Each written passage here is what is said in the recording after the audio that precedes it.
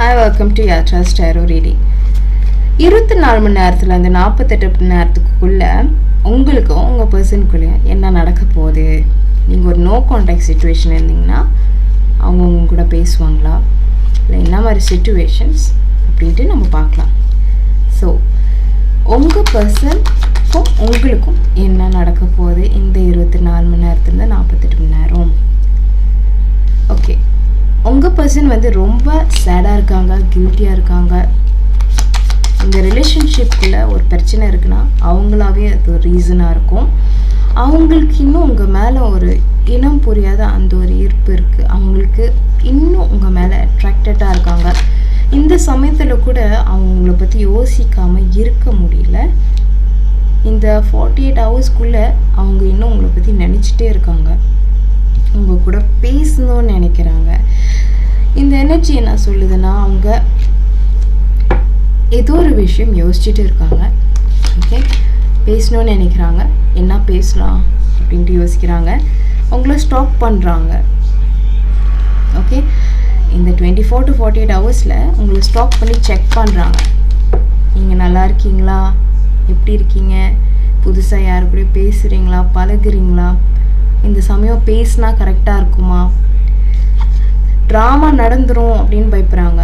இது முன்னுக்கு உங்கள் 2 பேருக்குள்ள பிரச்சனையில் சின்ன பிரச்சனை கூட பெரிய பிரச்சனையாக இருக்கலாம். ஒருவேளை நீங்களே வந்துட்டு சண்டை இல்லாமல் போகணுன்னு அவங்க எதிர்பார்த்துருந்தாலும் சண்டை வர மாதிரி நீங்கள் உணர்வு போய் கொட்ட போய் அது சண்டை மாதிரி ஆயிருக்கலாம். அதுவே அவங்களுக்கு பயமாக இருக்குது. உங்கள் 2 பேர் ரிலேஷன்ஷிப்குள்ளே வேறு யாராவது இன்டர்ஃபியர் பண்ணுறதுக்கு வாய்ப்பு இருக்குது. ஒருவேளை அவங்க ஃப்ரெண்ட்ஸ் கூட போயிட்டு கேட்டிருந்துருக்கலாம், எப்படி இந்த பர்சன் கூட நான் போய் பேச போகிறேன் எப்படின்ட்டு.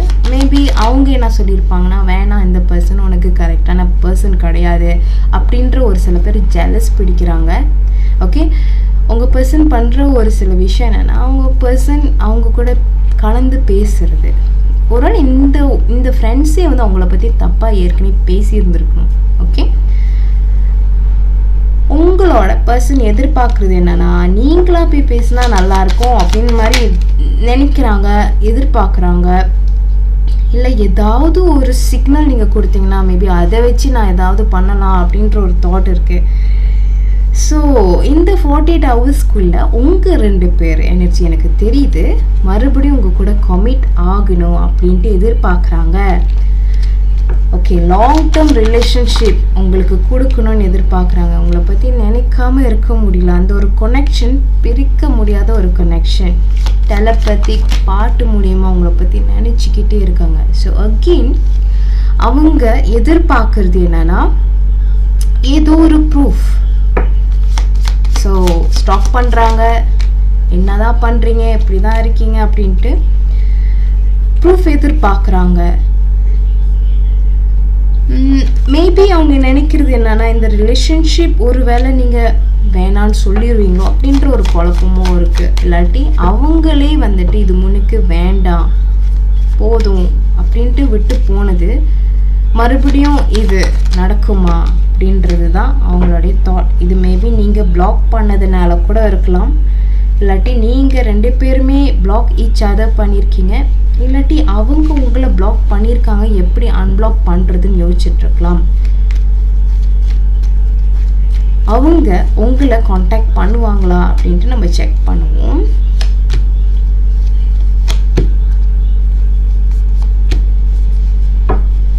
Okay, alright. ரொம்ப இந்த எனர்ஜி வந்துட்டு அவங்க ரொம்ப நாளாகவே வெயிட் பண்ணிட்டு இருந்திருக்காங்க, எதுவுமே எஃபர்ட் போடாமல். ஓகே, இப்போ தான் அவங்களுக்கு ஒரு தெளிவு கிடச்சிருக்கு. நிறையா குழப்பத்துக்கு அப்புறம் அவங்களுக்கு ஒரு தெளிவு கிடச்சிருக்கு.